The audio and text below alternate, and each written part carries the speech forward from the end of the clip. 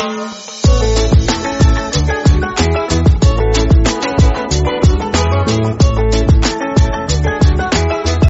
The lord.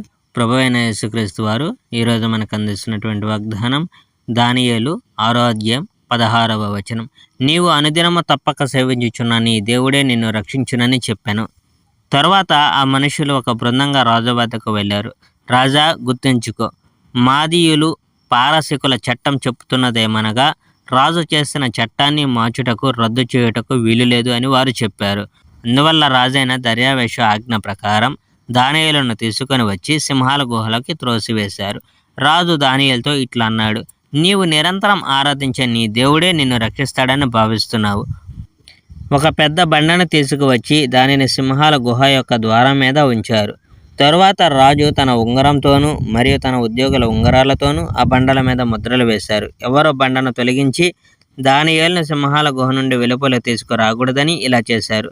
తరువాత దర్యావేషు రాజు తన ఇంటికి మరలిపోయాడు.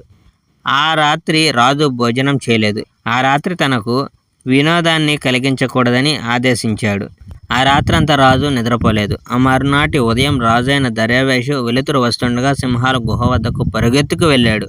రాజు చింతాక్రాంతుడిగా సింహాల గుహ వద్దకు వెళ్ళి దానియేలును ఇలా పిలిచాడు, సజీవుడకు దేవుని సేవకుడైన దానియేలు, నీవిప్పుడు ఆరాధించే నీ దేవుడు నేను సింహాల బారి నుంచి కాపాడగలిగేనా?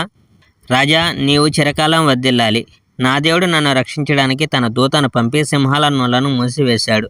నా దేవునికి నేను కలంకరహితుణ్ణి అని తెలుసు, కనుకనే సింహాలు నన్ను గాయపరచలేదు.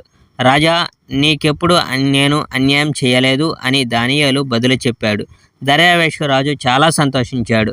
సింహాల గుహ నుండి దానియేలును పైకి తీయవలసిందిగా రాజు తన సేవకుల్ని ఆజ్ఞాపించాడు. వారు గుహ నుండి దానియేలును పైకి తీయగా వారు అతని దేహం మీద ఎలాంటి గాయాన్ని చూడలేదు.